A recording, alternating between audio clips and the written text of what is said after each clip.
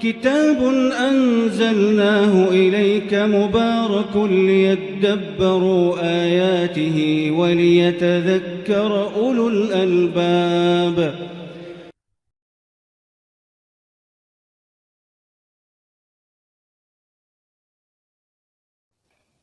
Bismillahirrahmanirrahim. Assalamualaikum warahmatullahi wabarakatuh. Alhamdulillahi nasta'inuhu wa nastaghfiruhu wa na'udzu billahi min syururi anfusina wa min sayyiati a'malina. May yahdihillahu fala mudhillalah wa may yudlil fala hadiyalah. Wa asyhadu an la ilaha illallah wahdahu la syarikalah wa asyhadu anna Muhammadan abduhu wa rasuluh. Sallallahu alaihi wasallam tasliman. Baiklah, pada kesempatan ini saya akan menjelaskan sedikit tentang salah satu tema dalam surah Al-Mumtahanah, yaitu tema kedua tentang meneladani Nabi Ibrahim alaihissalam dan orang-orang yang beriman bersamanya. Sebelum kita lanjut ke temanya, saya ingin membahas sedikit pokok-pokok kandungan surah Al-Mumtahanah yang saya baca dalam salah satu kitab tafsir, yaitu kitab Safwatut Tafasir. Nah, surah Al-Mumtahanah termasuk kelompok surah Madaniyah yang mementingkan sisi syariat Islam. Inti surat adalah konsep cinta dan benci karena Allah, yang merupakan ikatan iman paling kuat. Permulaan surah ini turun untuk mengkritik Hatib bin Abu Balta'ah ketika dia mengirimkan surat kepada kafir Makkah. Isi surat itu, dia memberitahu mereka bahwa Nabi telah bersiap-siap untuk menyerang mereka. Nah, dalam surah ini juga Allah menuturkan hukum berteman dengan musuh-musuh Allah SWT, membuat gambaran mengenai Ibrahim dan orang-orang mukmin dalam sikap mereka berlepas diri dari orang kafir, menjelaskan hukum orang-orang yang tidak menyerang muslimin dan hukum wanita-wanita mukmin yang hijrah dan ujian mereka dan hukum-hukum syariat Islam lainnya. Baiklah, itu tadi sedikit pengetahuan untuk kita semua tentang kandungan surah Al-Mumtahanah.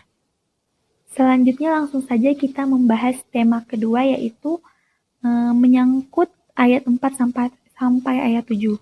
Dalam ayat 4 ini, setelah melarang memberikan loyalitas kepada para musuh kafir dari tema pertama, sebab-sebabnya dan memerintahkan untuk memberikan loyalitas di atas dasar ikatan agama dan keimanan. Kemudian Allah Subhanahu wa Ta'ala memberikan contoh keteladanan figur Nabi Ibrahim alaihissalam, yaitu dalam firman-Nya yang berbunyi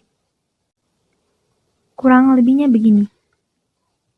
Wahai orang-orang yang beriman, kalian memiliki teladan yang baik pada diri Ibrahim alaihissalam dan orang-orang yang beriman bersamanya.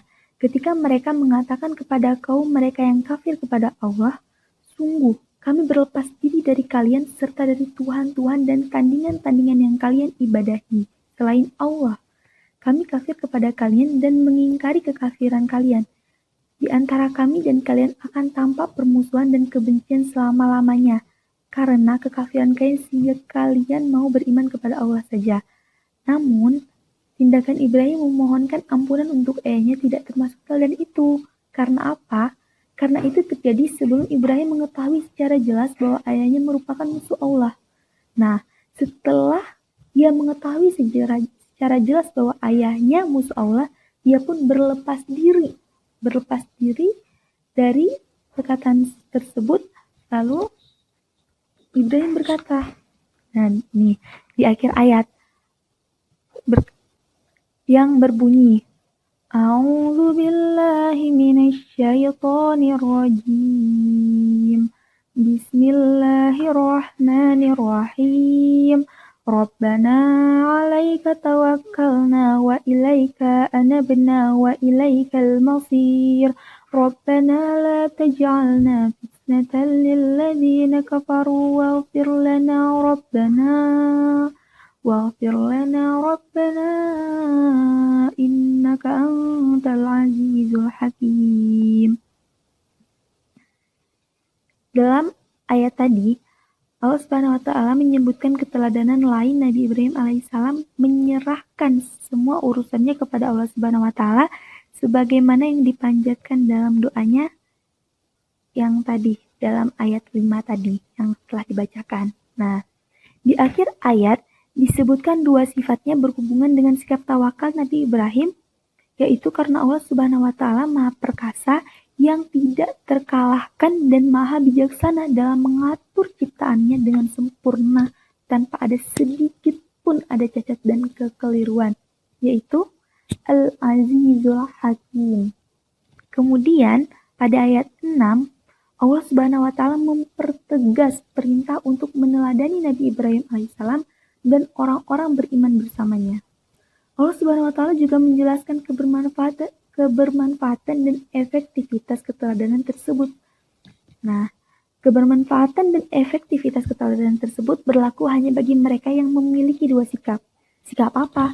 Yaitu beriman kepada Allah Subhanahu wa Ta'ala dan hari kiamat. Sebagaimana yang disebutkan dalam ayat 6, liman kana yarjullaha wal yawmal akhir. Tetapi adapun mereka yang berpaling dan mengingkari dua hal itu, maka di akhir ayat Allah Subhanahu wa Ta'ala menyebutkan ancaman bagi mereka melalui penyebutan sifatnya.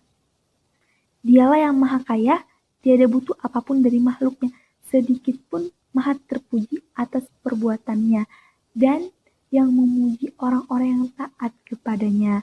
Al-Ghaniyul Hamid. Pada ayat 7-nya, kemudian Allah Subhanahu wa Ta'ala memberitahukan tentang urusannya dan kuasanya yang menakjubkan menyangkut kemungkinan beralihnya orang-orang kafir menjadi orang-orang mukmin, sehingga terjadinya ikatan atas dasar iman dan kasih sayang dan friksi-friksi berubah menjadi keharmonisan. Dalam ayat 7 ini juga terdapat kata asallah. Kata asa bermakna mengharapkan terjadinya sesuatu yang disebutkan setelahnya. Akan tetapi, jika kata ini berasal dari Allah Subhanahu wa Ta'ala, apa yang disebutkan setelahnya adalah pasti terjadi.